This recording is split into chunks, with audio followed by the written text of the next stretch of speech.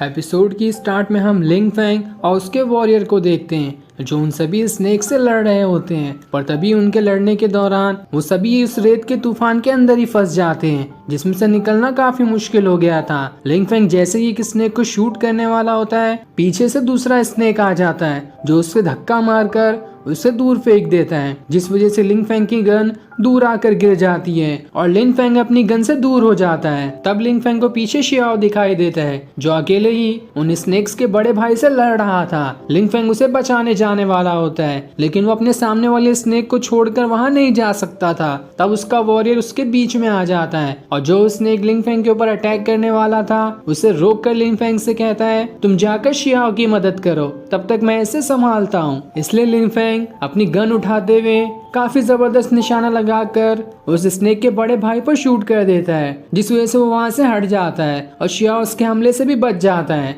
लेकिन तभी पीछे से एक स्नेक लिंग फैंग को काफी जोरदार टक्कर मार देता है, जिस वजह से लिंग फैंग बहुत ही दूर जाकर गिरता है। तो वहीं उसका आर्मर एक स्नेक से लड़ रहा था, लेकिन वो स्नेक उसे काट लेता है, जिस वजह से लिंग फैंग भी बेहोश हो जाता है, क्योंकि उसका आर्मर और उसकी बॉडी दोनों आपस में जुड़े हुए हैं। अगर उसके आर्मर को कुछ होगा तो वो तकलीफ लिंग फैंग को भी होगी, जिस वजह से जब स्नेक ने उसके आर्मर को काटा तो उसकी तकलीफ लिंग फैंग को भी हुई। इसलिए तो अब वो होश में भी नहीं आ पा रहा होता है। साथ ही उसकी पावर कम होने की वजह से उसकी गन भी वहां से गायब हो जाती है। ये देखकर उसका आर्मर घबरा जाता है कि आखिर ये क्या हो गया। तभी वहां और दो स्नेक आने लगते हैं जो उससे कहते हैं तुम्हारा टाइम अब पूरा हो चुका है, अब तुम्हें मरना होगा, तुम्हें कोई नहीं बचा सकता। इधर हम शियाओ को देखते हैं जो अब भी उन स्नेक के बड़े भाई के सामने खड़ा होता है। तब उसका बड़ा भाई कहता है बहुत हो गया, अब मैं तुम्हें बताता हूँ कि मैं क्या कर सकता हूँ। जिसके बाद वो अपने सबसे पावरफुल अटैक को एक्टिवेट करने लगता है, जो कि बहुत ही ज्यादा पावरफुल दिखाई दे रहा था। और उसके इस अटैक को एक्टिवेट करते ही चारों तरफ तूफान आने लगता है।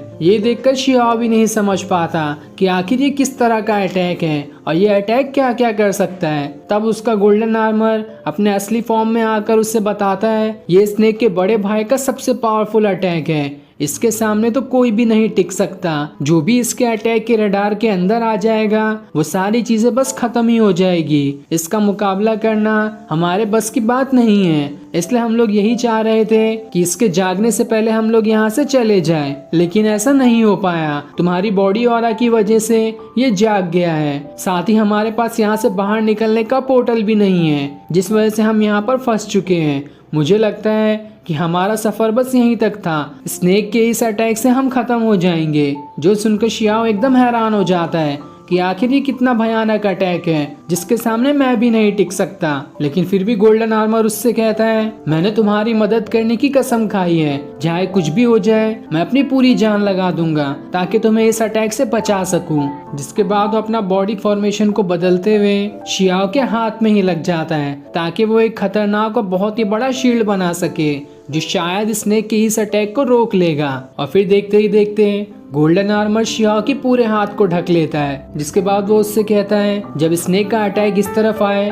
तो अपना हाथ सामने कर देना, जिस वजह से ये अटैक तुम्हें नहीं लगेगा। लेकिन शियाओ अपने हाथ से उसके आर्मर को निकाल कर वहां से दूर फेंक देता है और फिर उसे फेंकते हुए कहता है मुझे तुम्हारी जरूरत नहीं है, मैं अकेले ही स्नेक के इस अटैक को झेल जाऊंगा, तब तक तुम जाकर लिंग फैंग को संभालो, उसे तुम्हारी ज्यादा जरूरत है। ये देखकर गोल्डन आर्मर उससे कहता है अरे पागल हो गए हो क्या, तुम नहीं जानते ये कितना खतरनाक अटैक है, इसके सामने कोई भी नहीं टिक सकता।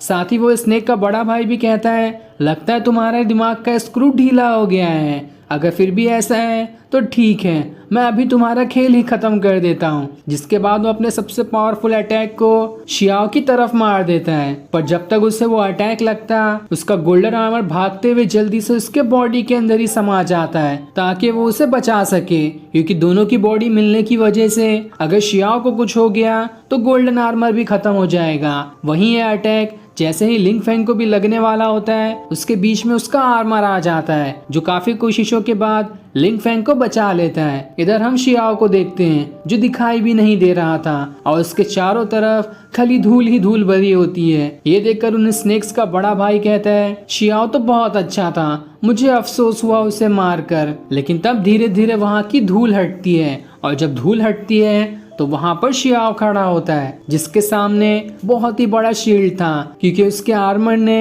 अपनी पूरी पावर्स को मिलाते हुए सामने काफी खतरनाक शील्ड बना दिया था, जिस शील्ड ने उस स्नेक के बड़े भाई वाले अटैक को भी रोक लिया। और अब शियाओ बिल्कुल ही अपने फादर की तरह दिखाई दे रहा होता है, जो देखकर सारे स्नेक्स एकदम दंग रह जाते हैं कि आखिर शियाओ ने ऐसा कैसे कर दिखाया, ये तो सच में बहुत ही कमाल का बंदा है। लेकिन ये देखकर स्नेक के बड़े भाई को खुशी नहीं होती, वो एकदम ही ज्यादा गुस्सा हो जाता है और फिर शियाओ से कहता है, तुमने मुझे गुस्सा दिलाकर ठीक नहीं किया, अब तो मैं तुम्हें जिंदा नहीं छोड़ूंगा। जिसके बाद वो दोबारा से उसके ऊपर अटैक करने के लिए जाने लगता है और ये सीन दिखाते ही ये एपिसोड यहीं एंड हो जाता है। Thanks for watching.